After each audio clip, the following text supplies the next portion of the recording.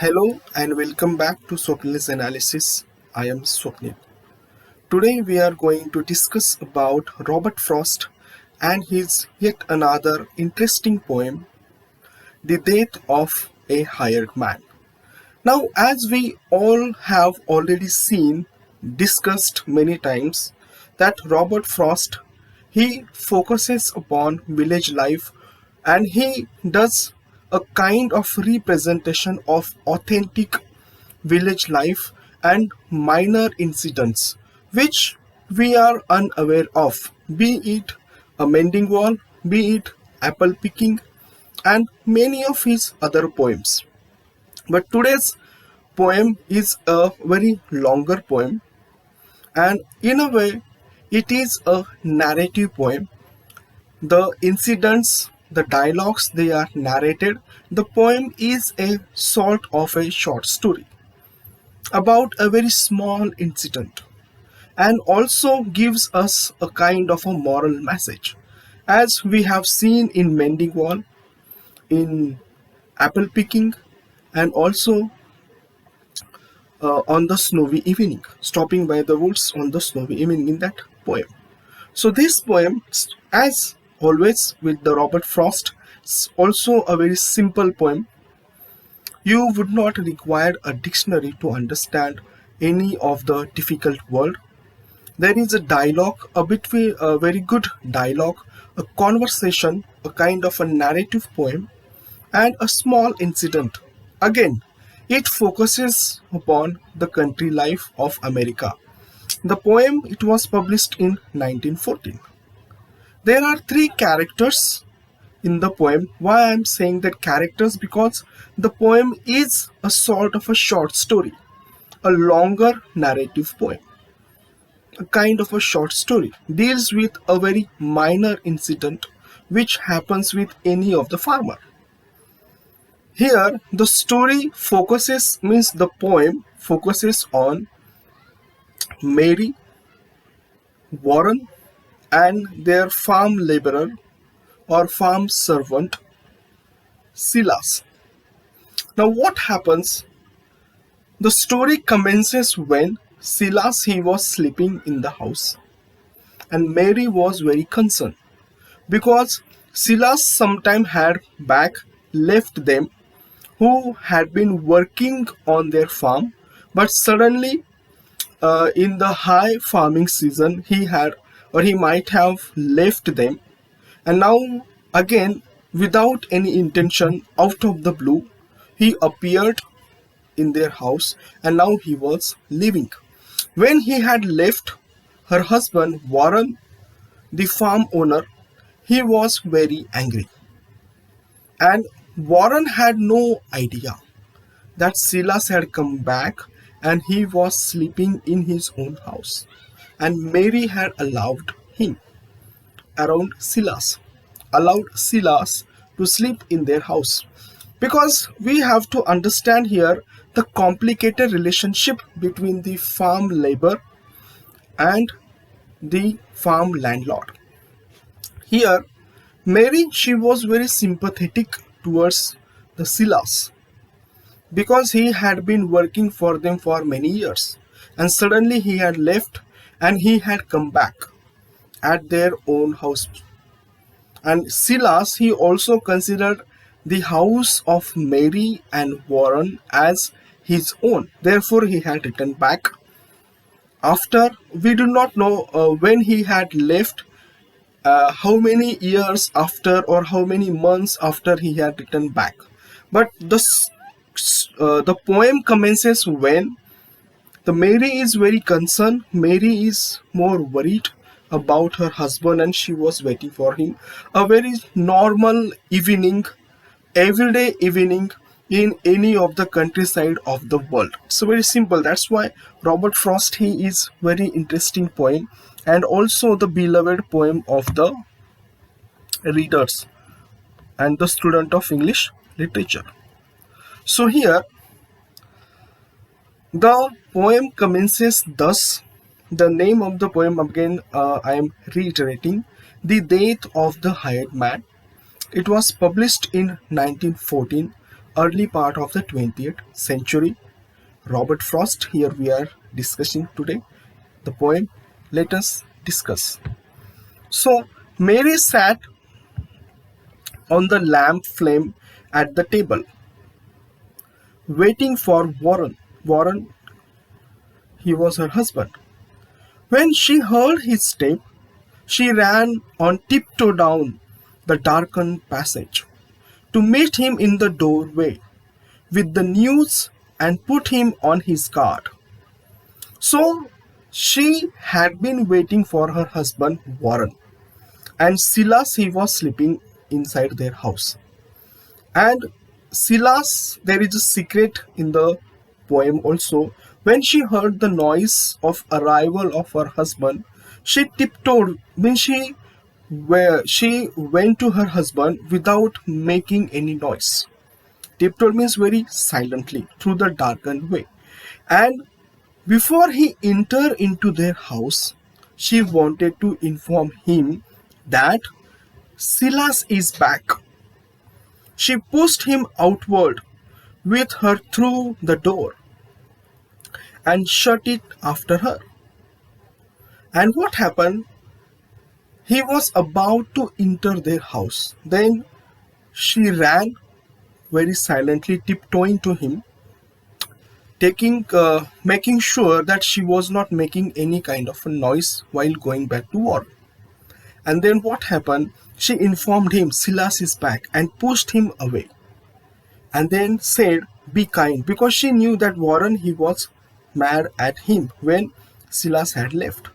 She took the market things from Warren's arms and set them on the porch, and then drew him down to sit beside her on the wooden steps. So here, as happens with any family, a wife she is very concerned about the anger of her husband. Therefore, she informed him Silas is back. He had gone to the market as normal life, and she was requesting him that Warren he should be kind with the Silas because she knew that he was mad. Then they were sitting. Then they sit down on the in the porch on the wooden steps, a very farmhouse. Then Warren says, "When was I ever anything but kind to him?" He says that I have always been kind with him. I have never ever been angry with him or never mad with him. So he said that I have always been angry with him. He asked the questions, rhetorical question. But I will not have the fellow back, he said. I will not give him, I will not re-recruit him on my farm. I told him so last haying, did not I? If he left then, I said, that ended it. So here, when he was leaving, while the haying was going on, Warren had made it very clear to the Silas that if you leave this time, then the thing between you and me will be over. I will not give you job again. Therefore, he's saying that I will not have the fellow back. I will not give him the job back. What good is he? Who else will harbor him at his age for the little he can do? So here, Robert Frost, in his very secretive style, is deciphering the thing for us, decoding the things for us. What he's saying that who will hire him at this age? Because what we come to know here that Silas he had been working on that farm for a very long time, and now he has become frail. He has become old, and therefore he has returned back to his place, the house. And therefore he's saying that who will hire him now because he has become old. What help he is there, not depending on. Off he goes always when I need him most. He always leave him when I need him most. Enough at least to buy tobacco with. So he won't have to beg and be beholden. All right, I say, I can't afford to pay any fixed wages, though I wish I could. Someone else can, then someone else will have to. I should not mind his bettering himself if that was what it was. So last time they had an argument where he said, means Silas had said that he was going to work for some another farmer because he was offering them a better pay. Then Warren had said, okay, if he's offering, then you can go. That is the thing he's saying. And again he said that I am not against that he wants good in his life. You can be certain when he begins like that, there's someone at him trying to coax him off with pocket money. In haying time, with any help in scars, in winter he comes back to us. I am done. So this is not the first time. Try to understand what here the human relationship, how they are very complicated, and how here Robert Frost he is portraying before us through this poem that Silas, he had not come back for the first time, and he had not left the warren for the last time. This had happened many times that Silas, when he had money, he would leave the warren where the warren needed him most, and he would again return back to the warren's house, to the warren's farm during the winter. And therefore says that no, enough is enough. I am not going to hire him back. And do pay attention to the role of the Mary, how she is very empathetic towards the Silas. She knows most of the time in the family, women they are very sympathetic and they know better than the breadwinner men. So what Mary says, shh, not so loud, he will hear you. So what she's saying, oh, don't speak too loudly, he's sleeping inside, he might hear you. I want him to, he will have to soon or late. Then Warren says that he will have to hear that sooner or later, and I want him to hear me, therefore I am deliberately speaking loud. Then Mary is informing, he is worn out. He's asleep beside the stove. When I came up from Rose, I found him here, huddled against the barn door, fast asleep. A miserable sight and frightening too. You need not smile. I didn't recognize him. I wasn't looking for him. And he's changed. Wait till you see. So here, Warren is totally unaware of the present condition of Silas, their farm labor. And Mary is informing to Warren that he is worn out, means he is totally tired. He has ragged clothes, worn out clothes. His condition is very bad. And when he had reached to their house, she found him huddling, holding the barn door. And she says that she was not expecting Silas at this time of the hour. And Warren, he must have been smiling. Therefore, Mary says, "You need not smile," because she herself had failed to recognize the Warren. They recognize the Silas, and then she says that he has totally changed. Wait till you see that. And then Warren asks, "Where did you say he had been?" He didn't say. I dragged him to the house and gave him tea and tried to make him smoke. I tried to make him talk about his travels. Nothing would do. He just kept nodding off.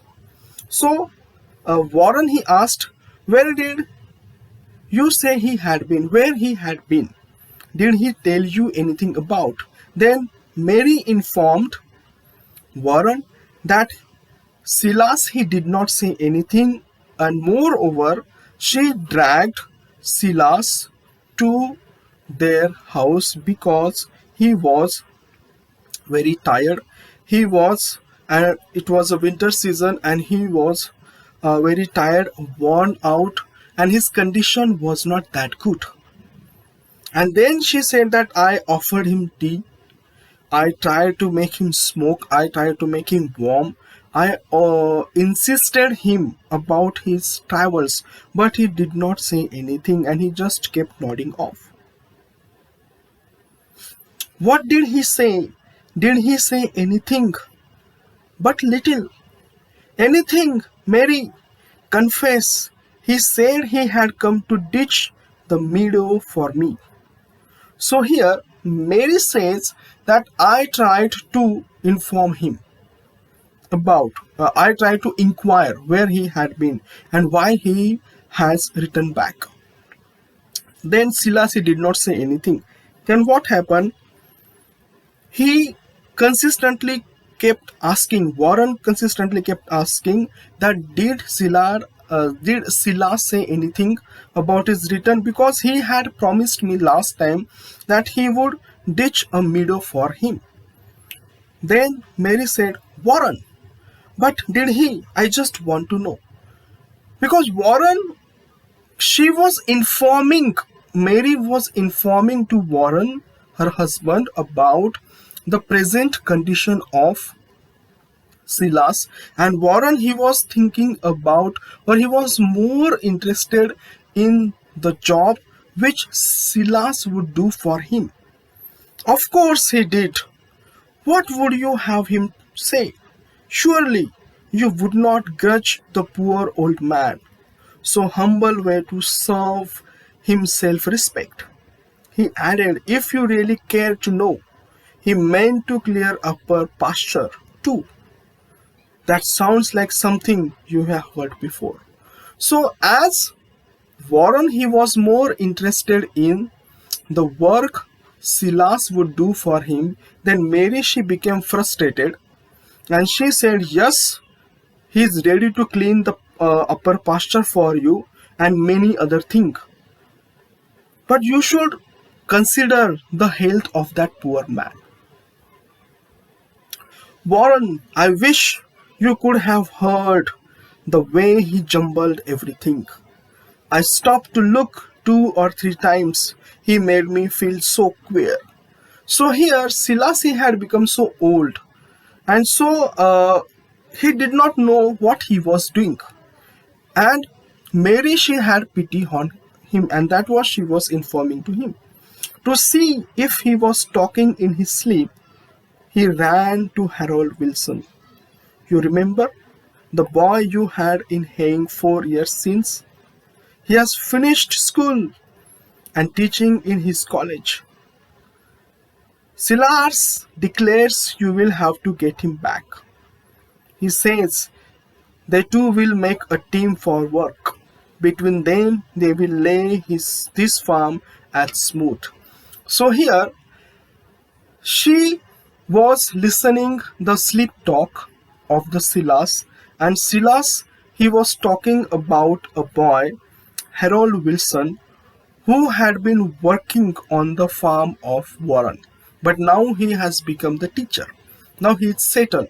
And here he was talking about, who has finished his school, that Warren, he should bring back that boy and they would start working again as a team on the farm of the Warren, and they would make the farm of Warren a very smooth one.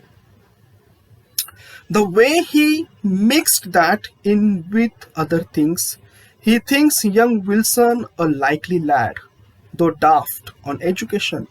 You know how they fought all through July under the blazing sun. Silas up the cart to build the load, and Harold along beside on the pitch. So here, it was an incident. Mary was reminding to the Warren about the two people, means the young boy who is now a teacher, who was working on the farm of Warren along with the Silas, and Silas, he was very fond of the Wilson. And again, the distinction between two things, that Harold Wilson he worked as a farm labor on the farm of the Warren, but now after finishing school, he is now a teacher, and Silas he seems uneducated. Therefore, he has written as such. Direct reference. Indirect reference. Yes, I took care to keep well out of earshot. Well, those days troubled Silas like a dream. You would not think they would. How some things linger. Harold's young college boy's assurance piqued him. So here, as Harold, he used to work for the Warren, and also he has worked with the Silas. Now Silas, the time he had spent with the Harold, the boy, he has stuck into that time warp, and he is not ready to move forward, and he is continuously remembering about this, and Mary is informing about that how Silas he has stuck into that time warp. Okay. After so many years, he still keeps finding good arguments he says he might have used. I sympathize.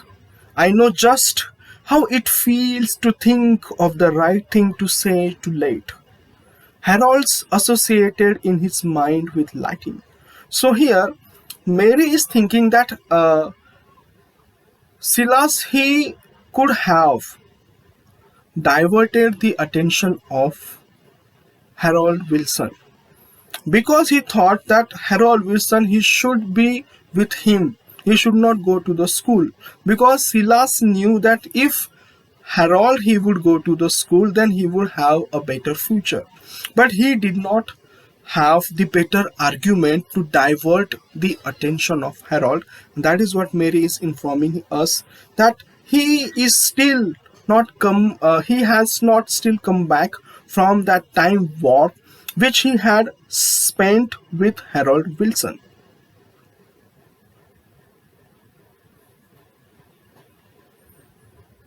He wanted to go over that, but most of all, he thinks if he could have another chance to teach him how to build a load of hay. So Harold, he was just working on the farm of the Warren just for the food, just for the money, because he was also attending or as a part-time job. So he did not pay attention. And Silas, he always wanted that boy to be very good at haying, because that was the mastery of the Silas. I know that. I know that's Silas' one accomplishment. He bundles every forkful in its place and tags and numbers it for future reference, so he can find and easily dislodge it. In the unloading, Silas does that well. He takes it out in bunches like big birds' nests. You never see him standing on the hay he's trying to lift, straining to lift himself. So here, the quality of Silas as a very good a bundler of the hair haystacks. And here we are told that how he was very good at what job he was doing, or how he was very master of that job. And Silas he wanted to teach this thing, because Silas, as we come to know through the half of the poem, that he was unmarried. So he considered Harold Wilson as his son, and therefore he thought that he could teach him that how to bundle the hay in a very perfect way. He would be some good perhaps to someone in the world. He hates to see a boy the full of books. Poor Silas, so concerned for the other folk, and nothing to look backward to with pride, and nothing to look forward to with hope. So now and never any different. So Silas he was that kind of a good-hearted man, because he had the experience of life, and he knew that Harold Wilson he was a poor person, or poor guy, poor boy, and he knew that nothing would change. Education would not change his life. So he should learn how to bundle the hay. And therefore he considered that boy, Harold Wilson, as a fool of books. And he was very sympathetic towards that Harold Wilson. And he had nothing in his life to pride on. That we are told here. Then the beautiful description of the evening. Part of a moon was falling down the west, dragging the whole sky with it to the hills. Its light poured softly in her lap. She saw, she saw it and spread her apron to it. She put out her hand among the harp-like morning glory strings, taut with the dew from garden bed to eaves. And if she played unheard some tenderness that wrought on him beside her in the night, Warren, she said, he has come home to die. You need not be afraid he will leave you this time. Mary, she was observing the evening as evening was getting old. That moon was falling down in the west, dragging the whole sky with it to the hills. So, as they were sitting beside on the steps, wooden steps in their porch, she was thinking that why he had returned back, Silas. And Warren, he was more concerned about what kind of work Silas would do for him. And then she says, Warren, and evening is also a symbolic of the evening of Silas' life. It has come to an end. Warren, she said, he has come home to die. He has not returned back to work for you, but he has come home to die. You will need not be afraid that he will leave you this time. He will not leave you this time because he is going to die. Home, he mocked gently. Yes, what else but home? This is his home because he has lived here, and he had been working for us since he was a child. Because that is a reference to the Harold Wilson, and he had been working for the father of Warren as well. Therefore, she said that yes, home. It all depends on what you mean by home. Of course, he is nothing to us anymore. Than was the hound that came a stranger to us, out of the woods, worn out upon the trail. So here, Warren, he was not that sympathetic. And he says, no, this is not his home. He is just like that stranger who comes out from the woods, just asking for the help. Home is the place where, when you have to go there, they have to take you in. I should have called it something you somehow haven't to deserve. So here, home is a place where you cannot, means you are always welcome at your home. Your parents, your family members, means your blood relatives, they will never shut door on you, and you have a right. So Silas, he considered the house of Warren and Mary as his home. Therefore, he had returned back. Warren leaned out and took a step or two, picked up a little stick and brought it back, and broke it in his hand and tossed it by. Silas has better claim on us, you think, than on his brother. 13 little miles as the road wind would bring him to his door. So here, he just a very Warren, he does a very symbolic gesture. He gets up, he takes a little stick, he breaks it up and throws it away. And then he asks the question to the Mary, that Silas' brother, he lives just 13 miles away from us. Why did not he go there? Why did he come back? Because his brother, he is also rich Why? Because he is a director in the bank. Then Mary says, he never told us that. We know it then. But we know it that he has a brother and who is a very well off and a director in the bank. I think his brother ought to help, of course. I see to that if there is a need, he ought of a right to take him in and might be willing to. He may be better than appearances. But have some pity on Silas. Do you think if he had had any pride in claiming kin or anything, he looked for him for his brother, he would keep so still about him all this time? But Mary says that we have an obligation. Why?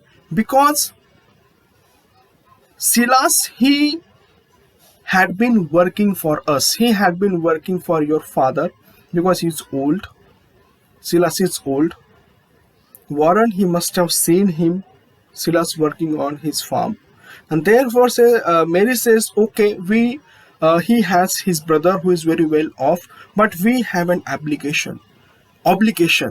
And he trusts us more than his brother, and he considers this house as his home. Therefore, he has returned back. I wonder what's between them. But Warren says that I don't know what is their relationship because they are blood relatives. I can tell you, Silas is what he is. We would not mind him, but just the kind that kinsfolk can't abide. He never did a thing so very bad. He don't know why he isn't quite as good as anyone. Worthless though he is, he won't be made ashamed to please his brother. So Mary says that Silas is a very different one, a very normal kid.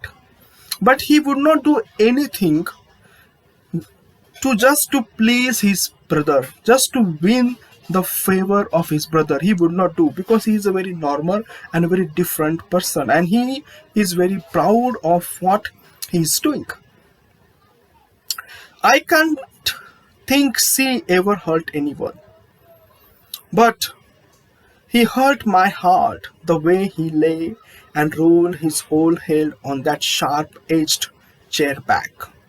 He would not let me put him on the lounge.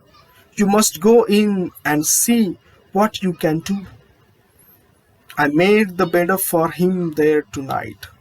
You will be surprised at him, how much he is broken. His working days are done, I'm sure of it. So here, Mary, she asks Warren that he must go back, means go inside the room and see Silas, he is sleeping there, and he must see how Silas has done and how Silas has changed, and then he would understand that the working days of Silas has long been past. Now these are his last moments, last hours, and he will not be able to work for you. I would not be in a hurry to say that. I haven't been. Go, look for yourself. But, Warren, please remember how it is. He has come to help you ditch the meadow. He has a plan. You must not laugh at him. He may not speak of it, and then he may. I will sit and see if that small sailing cloud will hit or miss the moon. So here, Silas had come back to ditch the meadow for him. Although he is very frail, but he had promised to Warren, and to fulfill his promise, he had returned back. And then Mary, she just reminds him that Warren, do not forget and don't laugh at him, because he has lost his control over the mind. Why? Because he has reached to the last moment of his life. And meanwhile, she would observe whether that cloud would hit the moon or not. It hit the moon, indication that Silas has died. Moon is symbolic to the Silas. Then there were the three there making a dim row. The moon, the little silver cloud, and she. Warren returned too soon, it seemed to her, slipped to her side, caught up her hand and waited. Warren, she questioned. There was all he answered. Warren returned back very quickly. He took her hand into his hands. And Mary, she questioned, Warren, what happened? How is he? Warren, he just said, dead. He is no more. He's gone. He has left us. He has left this world. What this poem indicates to us, what are the implications in this poem? The poem is about human relationship, the relationship between the master and the servant. Warren, throughout the whole poem, we see that he was very angry, very sympathetic, and when towards the end he returns back, comes out of the house, he just say dead. It indicates that he was also deeply hurt by the death of Silas. It was not only the Mary. Mary had realized, she was also worried that Silas, he had come back just to die at his home. He considered them closer and he knew, Silas, he knew that they would carry off, means Mary and Warren, they would carry off his funeral in a very dignity. They would bury him with a dignity, probably into the farm where he worked for the whole of his life. The moral of the story is, if you read the poem again, you would also concur with me that you should forgive the people sooner than later. Why? Because Warren now, he would for the rest of his life would think that he did not get a chance to talk with Silas, to say that he has forgiven. He will always carry that guilt inside his heart. How he was angry. Mary, on the other hand, she realized that Silas, he is going to die, so immediately she had forgiven. No sooner did she saw Silas at the barn gate holding, means he was waiting for, because Silas knew that no one at the house, so he was waiting at the gate. Then she dragged him inside and she realized that this is the time. She immediately forgives Silas, but Warren, it takes him time. After death, he probably forgiven the Silas. So this is a very beautiful poem about the relationship, about the human relationship, Warren, Mary and Silas, their servant. If you have liked my presentation, please subscribe and thank you for watching.